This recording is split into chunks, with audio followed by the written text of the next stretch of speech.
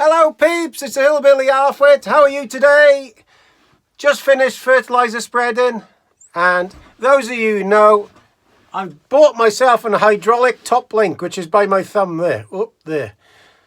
So I managed to get that cheap off a friend of mine. It was been in stock for a while, so I've always fancied one of them. And basically it's a hydraulic ram that moves, instead of a top link that moves the thing backwards and forwards.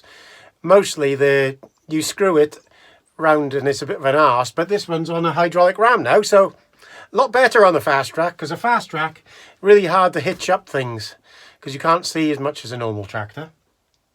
So those of you who know, I fixed this Fastrac about a month ago, and it's the first time I've been able to use it properly, and perfect. No oil leaks on the steering or anything. I didn't do a video while I was doing it because I wanted to concentrate and make sure this was done right, because it's just before the rain and it's perfect timing. So hopefully now in the next couple of days this fertilizer should go into the ground and we should have a bit more grass, and which is good. Good.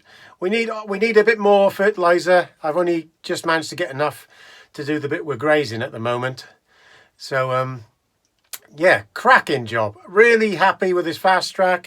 Everything's working perfect. Touch wood. And gotta say, when these things are going well, they're a pleasure to drive. And for those normal subscribers, it's a good bit bigger than a normal tractor, because basically it's called a Fastrac because the JCB Fastrac made these tractors in the early 90s. Was it late 80s, early 90s? This one's about 30-year-old now.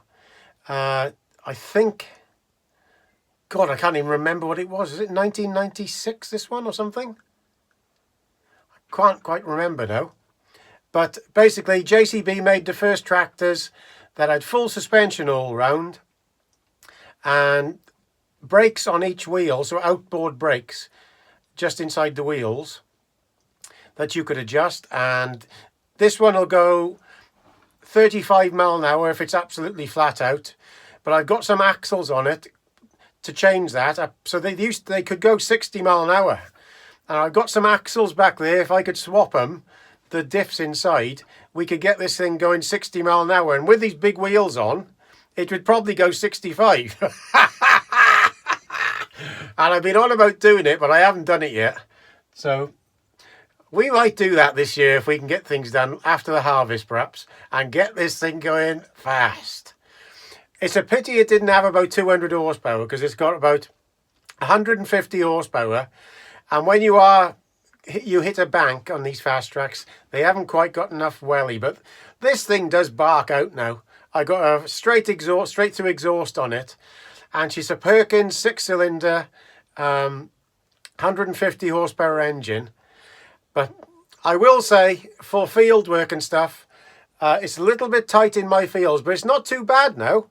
I altered the wheels so they were turned out a bit more, so you could get more of a turning lock on it. And what else did I do?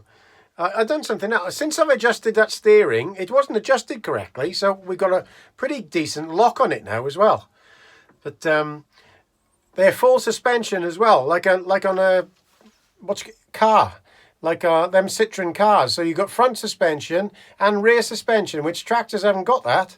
Even up to modern day, many tractors don't have that. And you drive one of these on the road, you can literally drive flat out and hit a pothole and you won't feel it. And they're absolutely fantastic on the road. They're a little bit unreliable. The electrics tend to go at a certain time of life, and you've got to be look after the things. And I've had a few electrical gremlins last year, and a hydraulic pump to go, a main hydraulic pump, and then that steering seal went.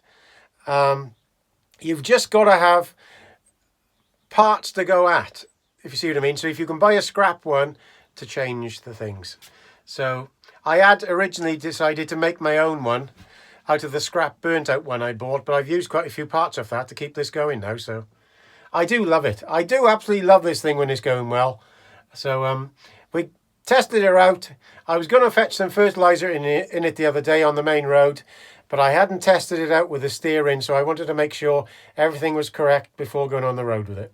So hope you like this video. Please subscribe down there, because YouTube have been playing hell with me since I put them 2 videos out last of all about the nudge unit and that. Oh, they don't like that. They've literally put me down to taking my subscribers away and dropping off my views to nothing really. So, but it's got to get out there. So all the best, guys.